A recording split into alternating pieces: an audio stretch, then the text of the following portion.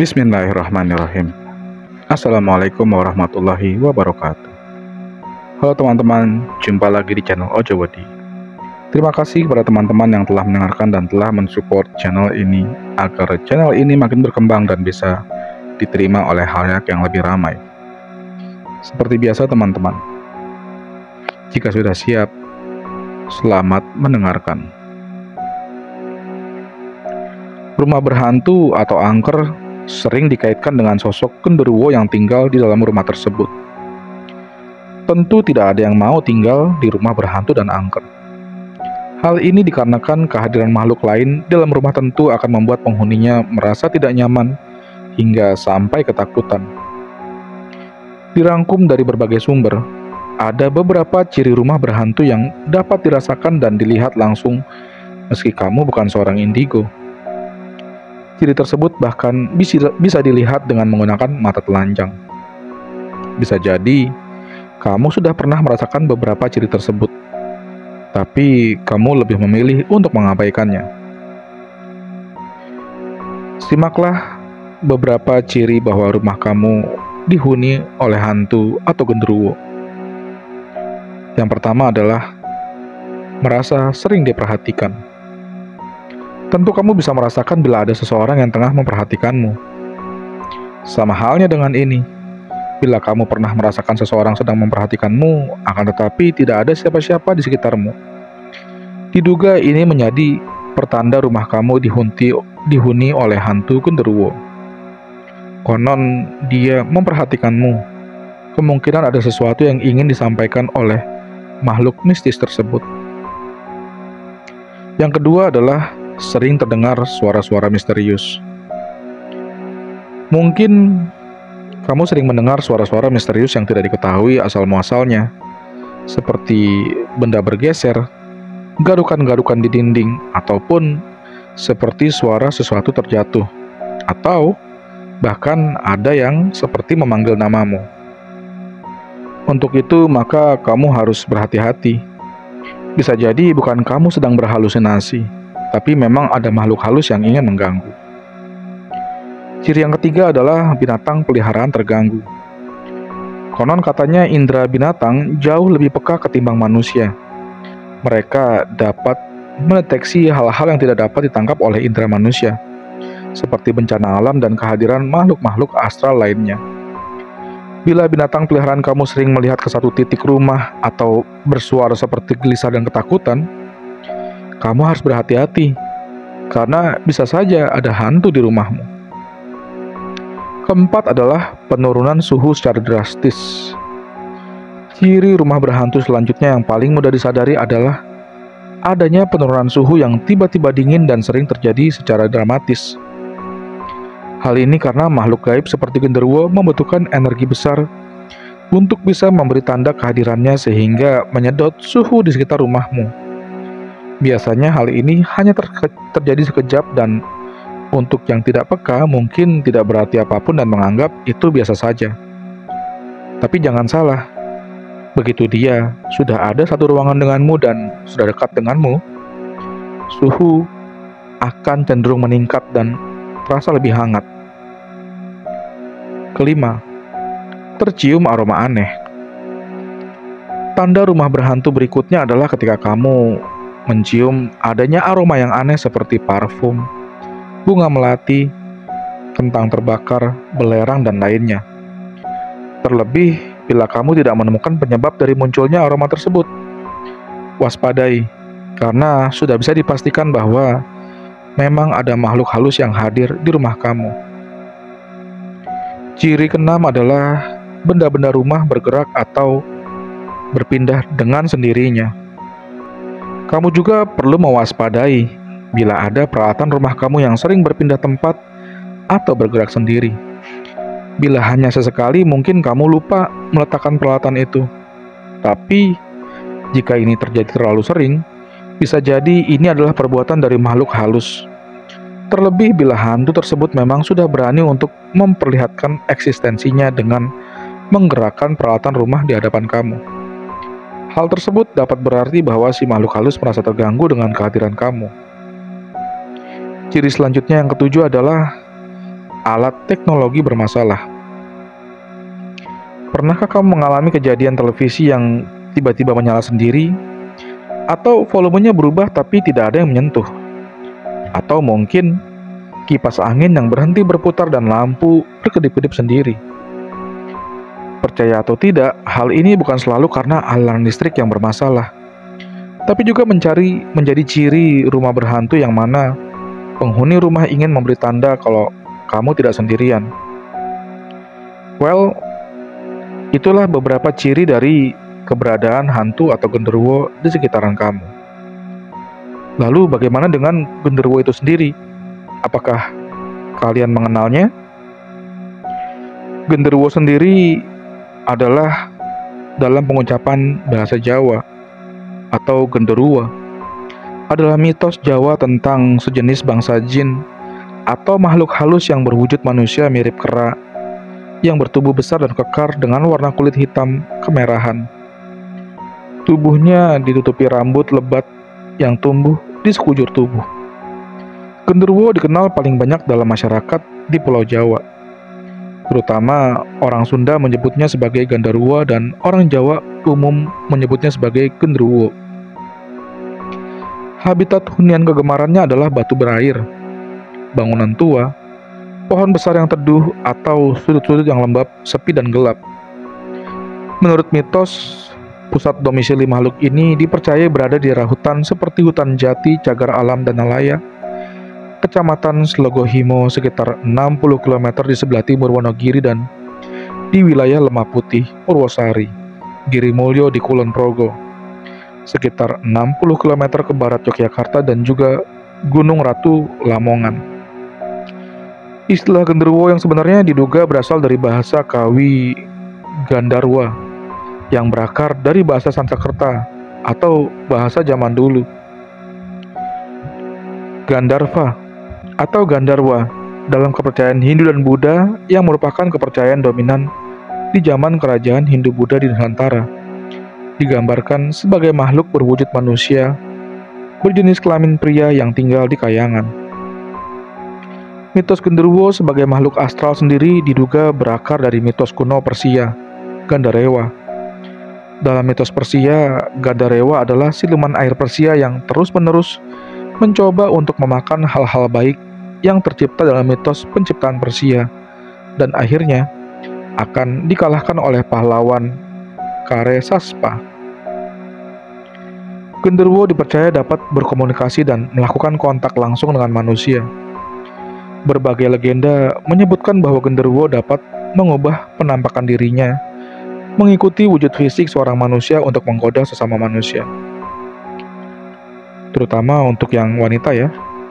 Genderuwo dipercaya sebagai makhluk atau sosok yang iseng dan cabul karena kegemarannya menggoda manusia, terutama kaum perempuan dan anak-anak. Genderuwo kadang senang menepuk pantat perempuan, mengelus tubuh perempuan ketika sedang tidur, bahkan sampai memindahkan pakaian dalam perempuan ke orang lain. Kadang genderuwo muncul dalam wujud makhluk kecil berbulu yang bisa tumbuh membesar dalam sekejap. Genderuwo juga gemar melempari rumah orang dengan batu kerikil di malam hari. Salah satu kegemaran genderuwo yang paling utama adalah menggoda istri-istri kesepian yang ditinggal suami atau para janda.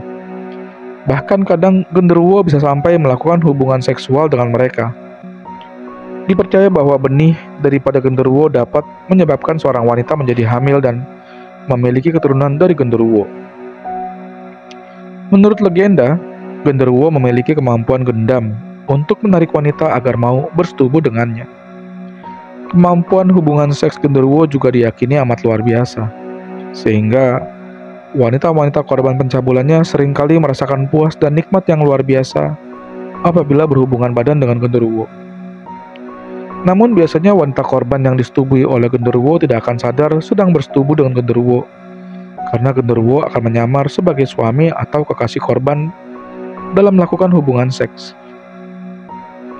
Disebutkan pula kalau genderuwo memiliki libido dan gairah seksual yang besar dan jauh di atas manusia, sehingga ia amat mudah terangsang melihat kemolekan perempuan dan membuatnya menjadi makhluk yang senang menggoda perempuan. Ada legenda menyatakan genderuwo kadang senang bersemayam di dalam rahim perempuan.